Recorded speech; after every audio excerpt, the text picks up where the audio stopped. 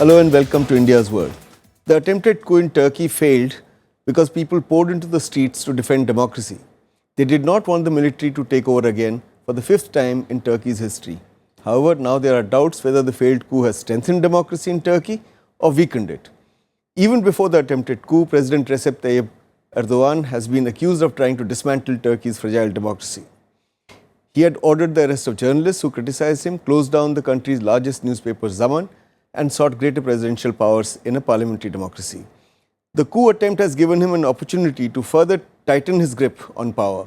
There are fears that he is taking advantage of the situation to portray himself as the victim and using public sympathy to crack down on his political opponents. Today we are discussing what the failed coup means for democracy in Turkey and for Turkey's role in the region and the world. With me today are Professor A.K. Ramakrishnan. He is Professor at Center for West Asian Studies at Delhi's Jawaharlal Nehru University. Dr. Waiel Awwad, South Asia Bureau Chief of Syrian Arab News Agency.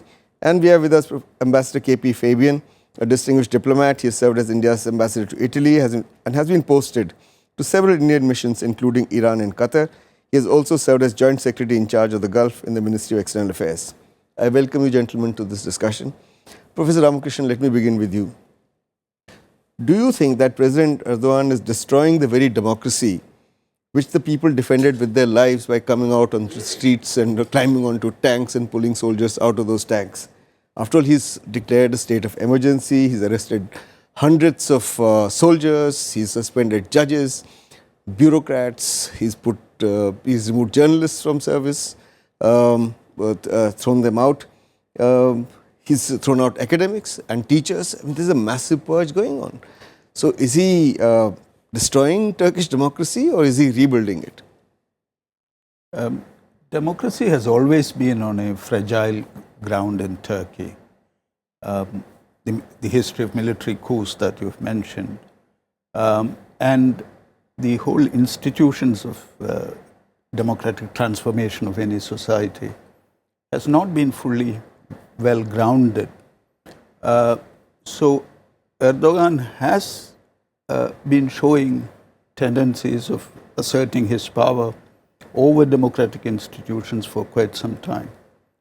He has been successful with the secular branch of the military to a large extent, particularly after 2009. But the influence of the religious elements, it's what makes him, thoroughly unstable. The Gezi incident, a whole range of incidents have put Erdogan's own position, on a doubtful ground for people. But people defended him on the streets because they do not want a reputation of military rule. But that does not mean that that is a kind of people's mandate to continue this kind of cracking down. But that's how he is viewing it in conducting these purges. Yes, he wants to assert his position now because there are some cracks within it. At the same time, he thinks that he has the popular backing. Okay. Dr. Awwad, President Erdogan's government says that the coup was conducted by sympathizers and supporters of Erdogan's rival and one-time mentor, Islamic preacher and intellectual Fethullah Gulen, and not by those who follow the secular ideology of Mustafa Kemal Atatürk. Now, isn't there a great danger that Erdogan will use this opportunity to describe anybody who's not his cheerleader as a Gulenist and as a coup supporter? Absolutely, you're right. And Professor Ramakrishnan also mentioned very important issue. The chronology of the coup in Turkey was always successful. 4 of them were very successful, some of them bloodless. Why? Because there was always the threat to the constitution or the secular outfit or the framework of the country, and where the 4 chief of the army staff sit across the table and they decide the future and they choose the time and how to do it, and they have been successful on that. This was failed because there is a fight within the party of Erdogan, the fight within a Gulen supporter, where he was a spiritual aspirant for Erdogan, and suddenly he changed guard with him. And secondly, he made a list of more than 60,000 ready. Every day there is 150 to 200 arrests, and there are more people have been dismissed. 10,000 people are in jail. So there is a motive behind. I think we should look at the crisis like why the coup has happened.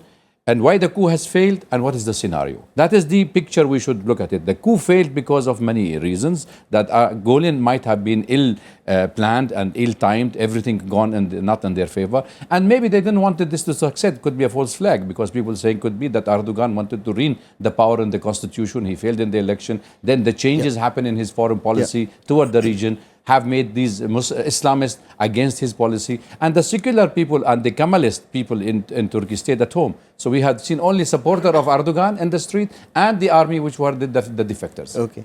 Ambassador Fabian, do you agree with those who say that President Erdogan conflates dissent with treachery and is now in fact conducting his own coup against Turkey's pluralism, which is what the two panelists have been suggesting up to now? I more or less agree. I think what we have to understand is that even before this failed coup, Erdogan has been dismantling Turkish democracy in a very methodical way. As you yourself had mentioned, journalism was suppressed, free journalism, and also in academia, and also the civil society. So that has been going on.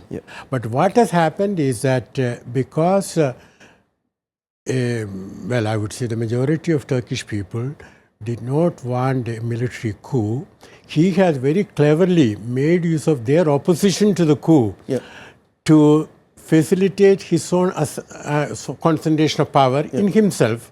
And that is why there is an emergency. And another thing is, it's very curious. If 60,000 and odd people had really supported the coup, I take it that it would have succeeded.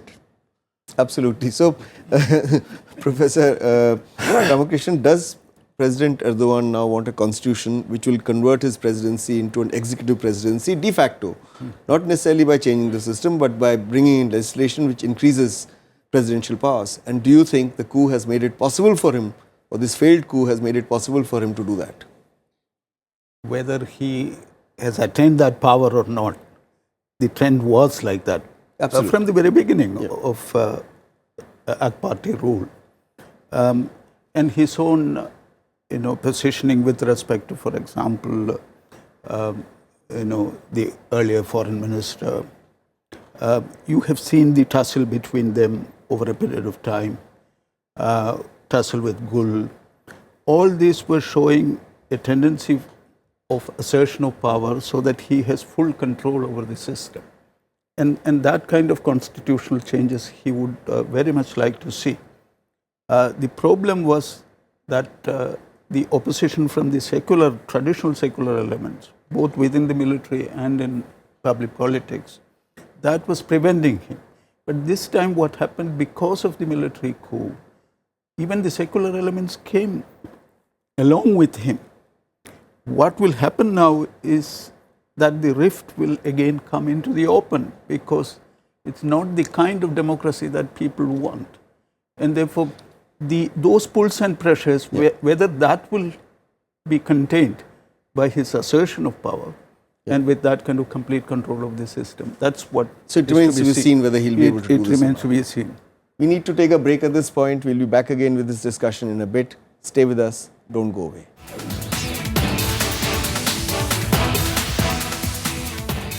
Welcome back. We're discussing the fallout of the failed coup in Turkey. Dr. Awwad, do you think that the failed coup marks a new and uneasy phase in Turkey-US relations? After all, the man accused of creating these conditions, which led to the coup, is Fethullah Gulen, who lives in self-exile in Pennsylvania in the United States. And will the US be now under pressure to extradite Gulen? Well, I think Erdogan is touching the red line. There is no coup can happen in such an important country like Turkey without the knowledge of the United States and NATO. The coup was attempted in the Incirlik base, which is having 1,500 American officers, and they're having the NATO officers, and you have all the people, that everything was correlated and coordinated from the Incirlik military base, which is used anti-Daesh, anti-ISIS. So now to accuse Gulen, and then the United States that they are the one behind it, it's a clear indication that Erdogan is crossing the red line. He might not. It might have failed the coup, Bharat, but this is not the end of coups in Turkey. There will be definitely a very successful coup very soon, because the way he is going, the way that the morale of the army is so low, and the people being slaughtered in the street, officers, even if you're from their own people, it shows a clear indication that the vicious of the angry of those pro-Islamists of Erdogan himself is really showing to the rest of the world that what kind of a government is run by this Islamic party, which we always used to see it as a moderate, secular outlook, and then we were all following the same steps, and the world was promoting Erdogan as as a symbol or an example of government of Erdogan that we should all follow. But he was never seen as a moderate Islamic leader. In fact, it was under his rule that secular schools were closed down, children were being forced to go to Islamic schools, headscarves came back.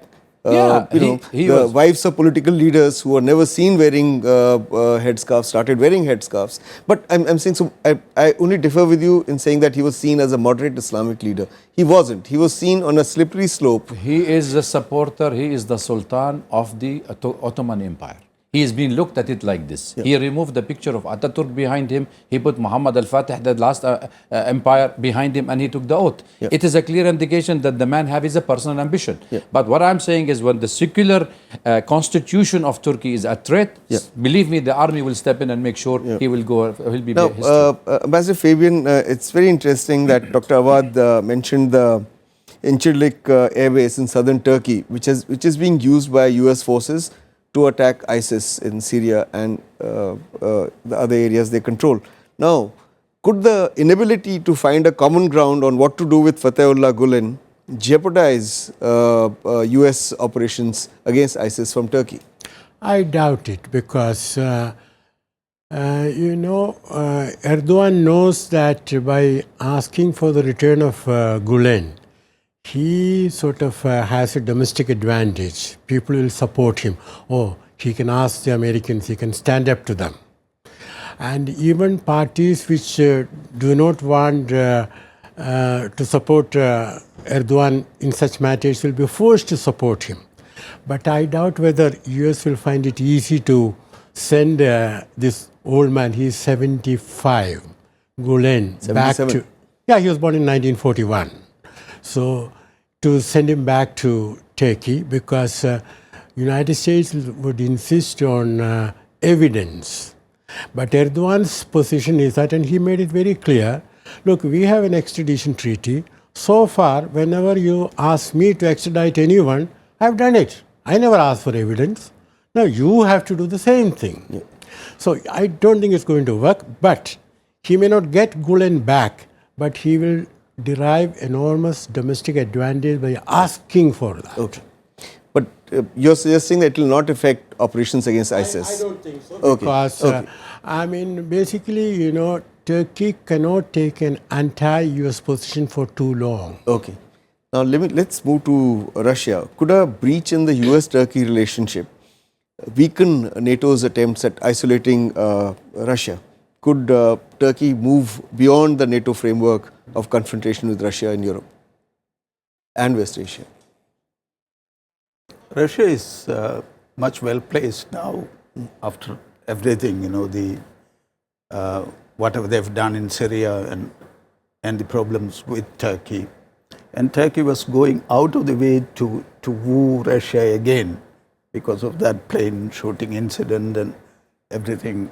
So there was an attempt by Erdogan government to apologize for certain things that they've done, and that attempt was being made. And Russia will feel much happier with the kind of rift on Golan and others happening with the United States.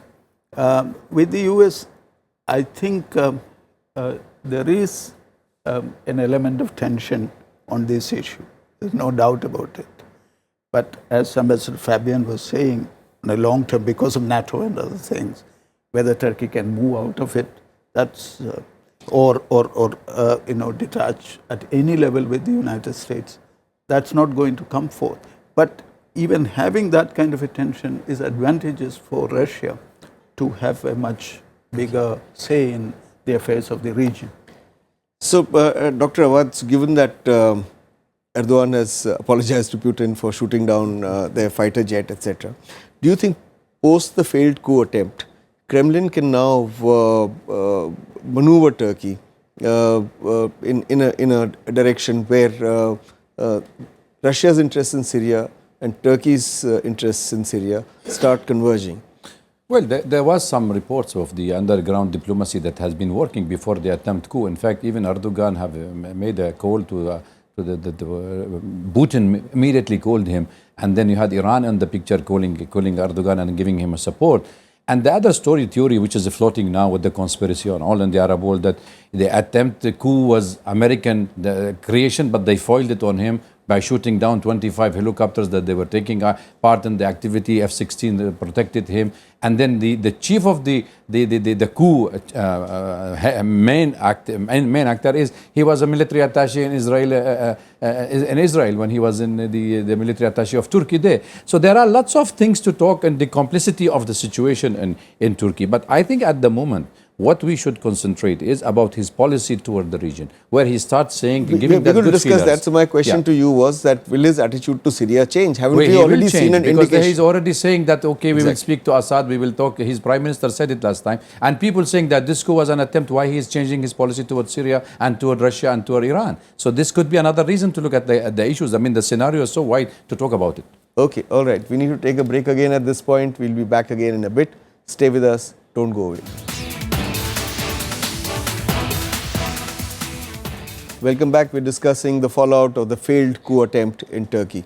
Ambassador Fabian, how will the failed coup affect Turkey's relationship with the EU? There was a EU refugee package. 2.8 million refugees were to be sheltered in Turkey. But among other things, one of the key conditions was that Turkey would modify its anti-terror laws and bring them on a par with laws laid down by the European Court on Human Rights. Now, after the failed coup attempt, what are the chances that Turkey will dilute its anti-terror law? If anything, they would want to harden their position on terrorism. I'll put it this way. It is not, we should stop talking about the failed coup. What is important is Erdogan's response to the failed coup. And his response will make relations between Turkey and EU more difficult, partly because, he's moving in a direction which EU has already taken objection to. Anti-terror laws, emergency, rule of law or lack of it, and also his threat to reimpose death penalty. As you recall, in 2004, Turkey revoked the death penalty because Öcalan, the Kurdish leader, was sentenced to death. And Turkey wanted to get into the European Union. And the Union told him, look, any state that has got a death penalty on its statute is not going to get in. So I think for a while, the relationship between EU and Turkey will be rather tense. Okay. But let me also say that I had said quite some time back that deal between EU and Turkey was a Faustian deal, because it was not going to work out. Yeah. So, Awwad, you want to say something? I think the WikiLeaks now, which we are having the 300,000 mail from the IKP party, and they're showing and then the Twitters, it's a real indication what kind of role Erdogan government was playing in the issues of Iraq and Syria. He joined hand with the IS because he wanted to attack the PKK in Syria and Iraq, and he was talking of a no-fly zone inside Syria so he can create a Sunni pocket that he can divide the Kurd from the main Kurdish land of Turkey.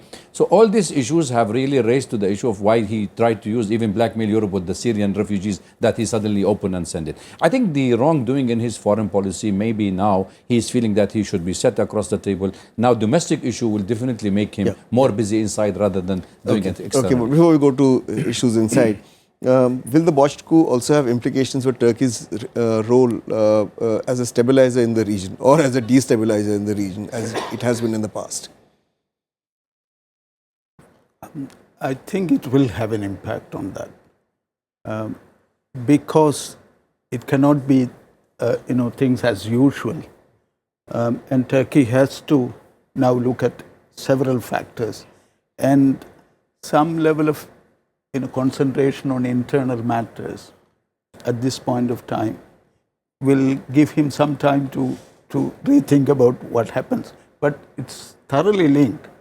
The relations with the United States, with Russia that we were discussing, and regional role are thoroughly linked with each other. but it will take some more time for him to consolidate power within, so that he can rethink. But there is a slight, tone of, for change on the policy towards Syria, as was mentioned earlier. And I think things are going to be a little bit different with respect to the region. But the question of, with the European Union, for example, on that question, suspension of European human rights provisions for some time is officially declared now. Absolutely. By the state. Absolutely. So the repression will continue. That's the message. So he has to deal with a whole lot of more things in future. Dr. Awwad, repression and the inability to stabilize Turkey. Now, in the process of purging Gulen supporters, how eroded would be the morale of the army, and how would it affect the army's operations, which you hinted at, against the Kurds, against Islamic State terrorism? Because Turkey, while it was in cahoots with certain ISIS elements earlier, has been a subject of ISIS attacks now. And how would it affect their ability to guard their borders? Because that's where the refugees are coming in from. Absolutely. He is trying to say to the world, he has been hinting with his officials that behind the coup, behind the crisis in Syria, were those army supporter and activists or sympathizer with Gulen. That's why he removed them. Even in Cyrillic, he removed in the Syrian border, he's removed in the Iraqi chief of the army staff side. He removed many of the people whom were really causing and accusing them of being behind the wrong foreign policy toward the neighbors. And even the shooting of the person who shot it down, they said he was part of the coup, so maybe a kind of reconciliation with Russia, which fall into that line. Turkey is now recognizing the mess he has created. Erdogan himself, he's an Islamist. He's a very strong supporter. His son was involved. We talked in your channel many times. He was involved with the transportation of the oil and Well, he blames Gulen for naming his son Bilal as but the account is in his name and his son's name. He held his ring in 1993 and he held it like this and he said, I have only this. Now he's among the 10 most richest man in the world. You explain to me, how did he make his? Did he dig or he get a... I'm not saying whether his son Bilal was involved in smuggling oil, ISIS oil out of Iraq and Syria or not. My question is that whatever Erdogan is doing, is it destabilizing Turkey? Is it making it more difficult for him to deal with the Kurds, with ISIS-sponsored terrorism, with guarding his borders? This is exactly, Bharat. I'm totally with you on this point. My point was that he's messing inside. He created Turkey is a heterogeneous society. Imagine what will happen in just Pakistan in the making. What they have done to Syria, Afghanistan, he made it exactly the same. So he doesn't know the ramification and implication on the Turkish people. We have 12,000 Turkish people are joining IS. They're roaming in the metro, they're roaming in the buses in the street of Turkey. Nobody was seeing them. People were paraded on the border, smuggling them off Syria. That is what the danger of the society within Turkey has been a big impact. Okay, we're running out of time, so we just 1 minute, Pastor Fabian. Now, could President Erdogan have handled the post-failed coup situation differently? And if so, what should he have done which would have strengthened his position rather than weakening it? He should have read or listened to Lord Acton, who said, power tends to corrupt and absolute power corrupts absolutely. Instead, now he is seeking absolute power. He has almost got it. And there will be corruption. And there will be a correction in terms of a coup, better prepared. But not tomorrow. Okay, all right. On that ominous note, we have to end because we've run out of time. I would like to thank all my guests. Ambassador KP Fabian, Dr. Waiel Awwad, Professor A.K. Ramakrishnan, thank you very much for participating in this discussion. That is all we have for you today. We'll be back again as usual next week. Till then, goodbye and thanks for watching India's World.